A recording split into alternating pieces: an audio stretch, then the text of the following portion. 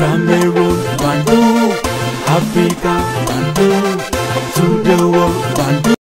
Quand Vladimir Poutine parle, les Occidentaux paniquent.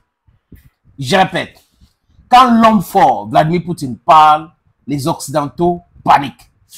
Pendant que la Russie est dans les armes futuristes, pour anéantir les armes de 1945, 46, 50, 60, les Occidentaux sont en train de fabriquer les mêmes armes. Et de temps en temps, ils font les exploits de fabriquer des armes et tout ça. Après, ils commencent à dire, non, nos armes, vraiment, on peut anéantir Moscou. Tu crois qu'il y a un plaisantin qui est ministre de la Défense belge.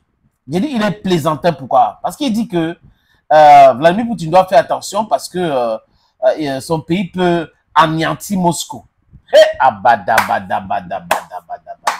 La Belgique peut anéantir Moscou. Moscou qui est plus grand que la Belgique. Donc la Belgique peut anéantir Moscou. Et c'est des alcooliques comme ça, des drogués comme ça, qu'on nomme à des postes pour venir débiter des non-sens pareils. La Belgique n'est pas capable de faire voler les F-35, les avions américains, parce que son territoire est petit.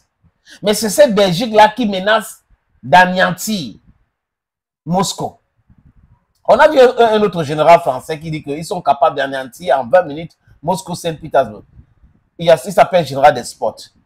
Mais quand les gens prennent de l'alcool, la drogue, avant d'aller à la télé parler, ça donne ça. Ça donne le ministre de la Défense belge, ça donne le général des sports, et c'est des gens qui ne sont pas normaux.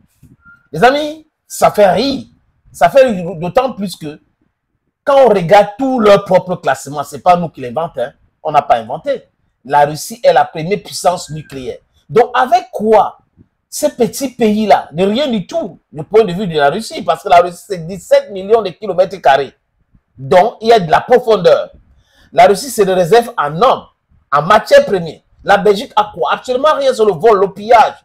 C'est le génocide au Congo, c'est le génocide au Rwanda, c'est le génocide au Burundi. La France a quoi? C'est le génocide au Cameroun, génocide au Congo, génocide partout. Donc, voilà moi des gens qui vivent par le vol, par le pillage, qui bombent le torse quand les gens qui travaillent honnêtement sont en train de parler. Mes amis, Poutine, c'est un vrai garçon. Salut, bienvenue sur votre plateforme. Ici, c'est l'homme le plus noir de la terre maintenant. Appelez-moi Mwana Zambé, Mwanywe. Je vous présente l'arme fatale qui fait paniquer les Occidentaux, Burevestnik. Longtemps, on a dit que c'était un fantasme, trop ambitieux, trop complexe.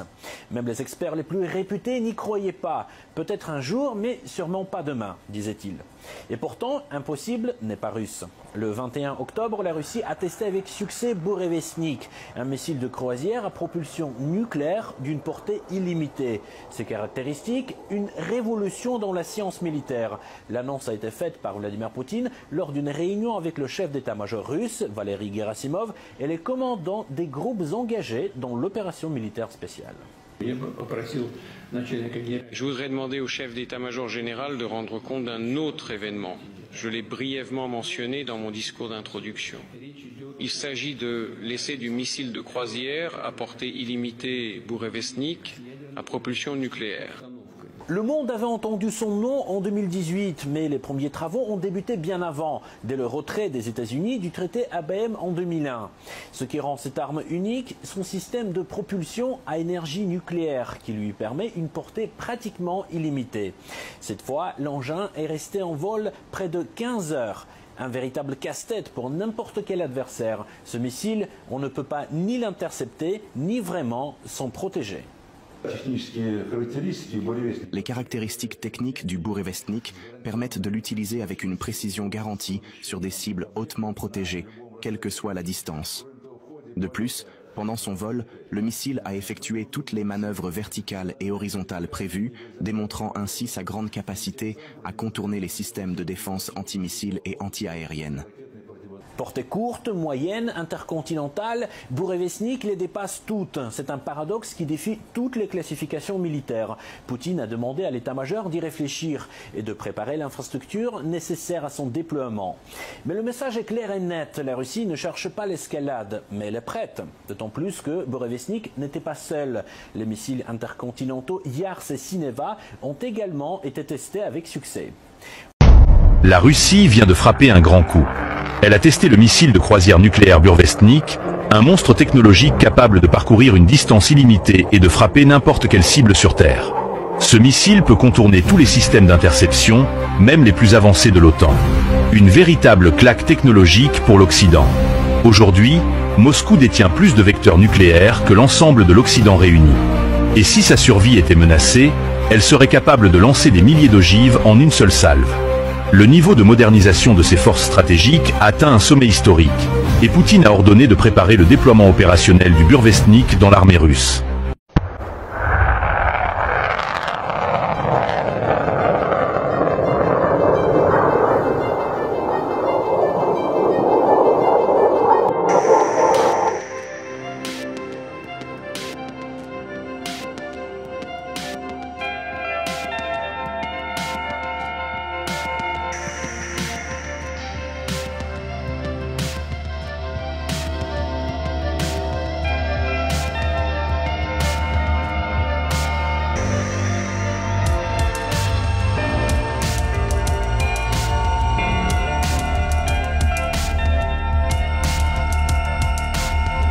Très belle présentation, ouais, ça vient de Russia Today.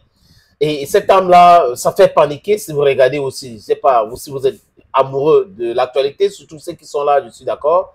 Je suis conscient, je vous l'ai dit, que vous êtes des amoureux de l'actualité. Vous avez déjà vu la présentation de Bourevestnik, qui est une âme fatale à propulsion nucléaire.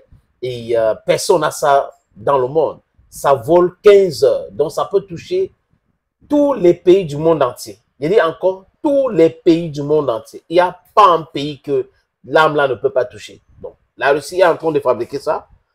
Et les Américains nous parlent de porte-avions. Porte-avions, porte-avions tous les jours. Alors, ces porte-avions peuvent être anéantis, détruits par des missiles hypersoniques.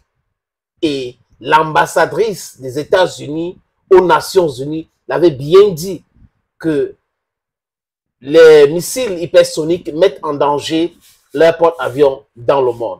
Les États-Unis d'Amérique, c'est le pays le plus brutal. Ils ont les bases militaires partout dans le monde. Ils menacent tout le monde. Et là, on doit les applaudir, n'est-ce pas? On en a well. Cameroon, Bandung, Africa, Bandung, to the world, Bandung.